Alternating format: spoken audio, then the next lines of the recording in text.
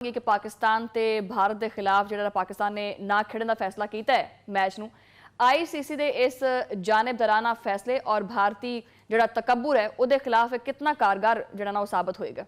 ਅਸੀਂ ਤਾਂ ਬਹੁਤ ਦੇਰ ਪਹਿਲਾਂ ਦੇ ਕਹਿ ਰਹੇ ਸੀ ਕਿ ਇਹੋ ਜਿਹਾ ਕੰਮ ਹੋਣਾ ਚਾਹੀਦਾ। ਮਤਲਬ ਜਿਹੜੀ ਇਜਾਰਾਦਾਰੀ ਕਾਇਮ ਕੀਤੀ ਹੋਈ ਹੈ ਖੁਦ ਸਾਖਤਾ ਮਤਲਬ ਇੰਡੀਅਨ ਕ੍ਰਿਕਟ ਕੌਂਸਲ ਨੇ ਜਿਹੜਾ ਕਿ ICC ਕਹਿਲਾਂਦਾ ਹੈ ਉਹਨਾਂ ਦੇ ਆਪਣੇ ਵੱਲੋਂ ਜਿਹੜੀਆਂ ਨਾ ਆਵਾਜ਼ਾਂ ਉੱਠਦੀਆਂ ਕਿ ਇੰਡੀਅਨ ਕ੍ਰਿਕਟ ਕੌਂਸਲ ਹੀ ਹੈ BCCI ਦੇ ਦਫ਼ਤਰ ਦੇ ਤੌਰ ਦੇ ਉੱਤੇ ਜਿਹੜਾ ਨਾ ਕੰਮ ਕਰਦਾ ਔਰ ਕੱਲ ਇਹ ਸਾਬਤ ਵੀ ਹੋ ਗਿਆ। कल बंद सी दफ्तर जो पाकिस्तान की गौरमेंट की तरफों ट्वीट आई तो फौरन जोड़े ना ताले खुले ने, पता नहीं ताले खुले भी है कि नहीं खुले, कि इंडिया की तरफों जो ना वो प्रेस रिलीज़ आई जिन्हों जो ना ICC की रिलीज़ करके जो ना दिखाया गया जिहदे मिन्नतां तरलां ज़्यादा सी, धमकी एंड के उत्ते जाके सी कि क्रिकेट का भी नुकसान होएगा, ICC का भी नुकसान होएगा, पैसा जो ना बहुत ज़्यादा जो ना कमा नहीं पावांगे असी, लेकिन पाकिस्तान क्रिकेट का भी नुकसान होएगा। तो सोचो कोई गौर करो, कोई फिक्र करो, साढ़े ते मेहरबानी करो तो पाकिस्तान जड़ा ना आवे ते नाल साढ़े ना 15 फरवरी नूं मुकाबला भी खेडे। ये देखो सियासत जी ना पाकिस्तान कभी भी नहीं लेके आया क्रिकेट दे विच, हमेशा असी किया बारहा किया कि सियासत नूं जड़ा ना क्रिकेट तो दूर रखो, क्रिकेट सियासत आपस दे विच नहीं चलती।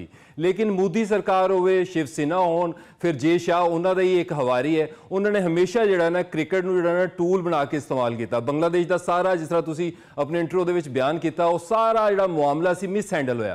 पाकिस्तान क्रिकेट बोर्ड मोहसिन नकवी साहब इनू अच्छे तरीके नाल हैंडल करना चाहते सी, वो चाहते सी कि आयरलैंड के नाल जो ना स्वैप हो जाए ग्रुप बांग्लादेश का, तो सारे जो ना बिल्कुल जो ना सैटल हो जाएंगे। बांग्लादेश जी है ना जाके श्रीलंका के कोलंबो के अपने मुकाबले खेले, हाइब्रिड जिस तरह पाकिस्तान खेल रहा है, तो वर्ल्ड कप जो ना बड़े अच्छे तरीके जो ना अगे चल सकता सी। लेकिन क्योंकि उन्होंने सोच लिया सी, इंडियन क्रिकेट कौंसल ने यह सोच लिया सी कि असी बांग्लादेश को जो ना सज़ा देनी है। सज़ा की देनी है कि वह पाकिस्तान के नाल खड़ा है। पोलिटिकल सूरत हाल सानू सारिਆਂ पता है कि इस वक्त बांग्लादेश के इलैक्शन होने ने, शेख हसीना वाजिद जी है ना इंडिया के है, वो अपना जो गौरमेंट होंगी है ना बांग्लादेश के चाहता है दोबारा मोदी कि उत्थे जी सरकार आए वो फिर प्रो जो ना इंडिया हो, लेकिन ये हो नहीं जा रहा। सो ये वड्डियां गल्लां ने, इसे तो एक मास्टर स्ट्रोक जिन्होंने कहा जा सकता है। पहला हल्का हल्का जो ना तुनका मारिया गया, बसंत आ रही है तो बसंत के गुड्डे भी उड़ने, मैनूं लगता है कि हुण जो ना पतंगबाजी करनी पेगी इंडियन टीम के नाल, क्योंकि क्रिकेट हुण भुल जाओ। मतलब हुण पाकिस्तान ने वाजे तौर के उत्ते कह दिता है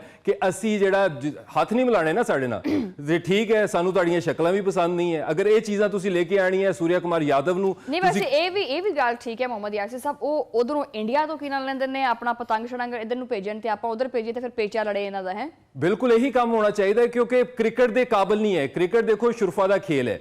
22 करोड़, मैं हमेशा कहना 22 करोड़ लोगों को जो महरूम किया गया, जो तुसी बायस डिसीजन लिया अगेंस्ट बांग्लादेश, उदों ये ICC सुती हुई सी।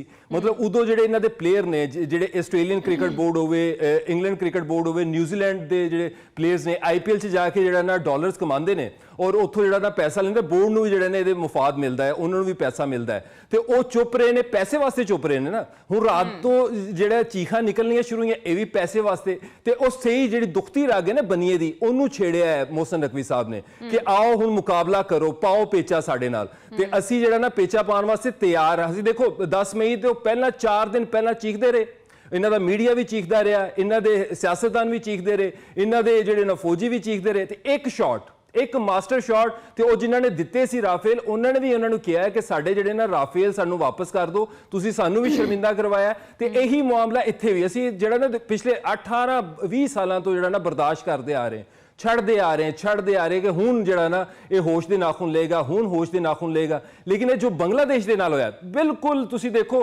बायस्ड होए बगैर, किसी की साइड लिते बगैर, मैं पाकिस्तानी नहीं है तो मैं इस तरह सोचा कि क्रिकेट की बेहतरी किहदे च हो सकती सी। यही बेहतरी हो सकती सी ना कि आयरलैंड नूं मनाया जाता। अगर मोहसिन नकवी साहब आयरलैंड नूं फोन कर सकते हैं तो ये क्यों नहीं इंडियन क्रिकेट बोर्ड जिहड़ा ना फोन कर सकते आयरलैंड नूं कि ग्रुप स्वैप कर लो, क्रिकेट की बेहतरी वास्ते जिहड़ा ना इकदाम किया जाए। हुण यही चीज़ ना मैं यासिर पूछना है कि भारत के खिलाफ मैच ना खेडन दे उत्ते जिहड़ा ना वो ICC पाकिस्तान के खिलाफ की मुमकिन तौर पर एक्शन लै सकता है।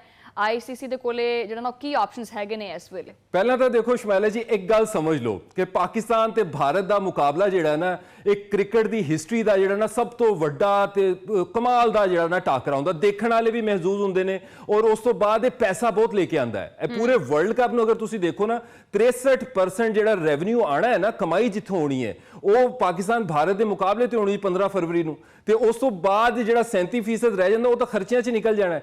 100 ਤੋਂ ਜ਼ਿਆਦਾ ਮਮਾਲਿਕ ਜਿਹੜੇ ਨੇ ਕ੍ਰਿਕਟ ਖੇਲਦੇ ਨੇ ਤੇ ਇਹ ਜਿਹੜੇ ਇੱਕ ਮੈਚ ਦੇ ਉੱਤੇ ਜਿਹੜਾ ਨਾ ਸਾਰੀ ਇੰਡਸਟਰੀ ਖੜੀ ਹੋਈ ਹੈ ਤੇ ਆਈਸੀਸੀ ਰਹੇਗਾ। ਇਹ ਜਿਹੜੇ ਗੱਲਾਂ ਕਰਦੇ ਨੇ ਕਿ ਪਾਕਿਸਤਾਨ ਦੇ ਉੱਤੇ ਬੈਨ ਕਰਨਗੇ ਤੇ ਪਾਕਿਸਤਾਨ ਨੂੰ ਜਿਹੜਾ ਨਾ ਸੈਂਕਸ਼ਨ ਜਿਹੜੀਆਂ ਨਾ ਬਰਦਾਸ਼ਤ ਕਰਨੀਆਂ ਪੈਣਗੀਆਂ। ਬੰਗਲਾਦੇਸ਼ ਚਲੋ ਦੇਖੋ ਪਹਿਲਾਂ ਜਿਹੜਾ ਨਾ ਬਾਹਰ ਹੋ ਗਿਆ, ਪਾਕਿਸਤਾਨ ਵੀ ਅਸੀਂ ਲਾ ਦੋ ਸੈਂਕਸ਼ਨ, ਤੇ ਆਈਸੀਸੀ ਕਿੱਥੇ ਜਾਏਗਾ? ਮਤਲਬ ਆਈਸੀਸੀ ਕਸ਼ਕੋਲ ਫੜ ਕੇ ਜਿਹੜਾ ਨਾ ਗਲੀ ਗਲੀ ਜਿਹੜਾ ਨਾ ਗਦਾਗਰੀ ਕਰੇਗਾ ਔਰ ਪੈਸੇ ਮੰਗੇਗਾ ਕਿ ਸਾਡੇ ਜਿਹੜੇ EMPLOYEES ਨੇ ਜਿਹੜੇ ਕਿ ਦੁਬਈ ਦੇ ਵਿੱਚ ਠਾਠਾਂ ਮਾਰਦੇ ਨੇ ਤੇ ਉੱਥੇ ਜਿਹੜੇ ਨਾ ਠਾਠ ਬਾੜ ਦੇ ਨਾਲ ਜਿਹੜਾ ਨਾ ਜ਼ਿੰਦਗੀ ਗੁਜ਼ਾਰਦੇ ਨੇ, ਪੈਸਾ ਕਮਾਉਂਦੇ ਨੇ ਸਾਡੇ ਪਲੇਅਰਾਂ ਤੋਂ, ਮਤਲਬ ਸਾਡੀ ਟੀਮ ਦੀ ਪਾਰਟਿਸਿਪੇਸ਼ਨ ਦੀ ਵਜ੍ਹਾ ਨਾਲ ਪੈਸਾ ਕਮਾਇਆ ਜਾਂਦਾ ਨਾ।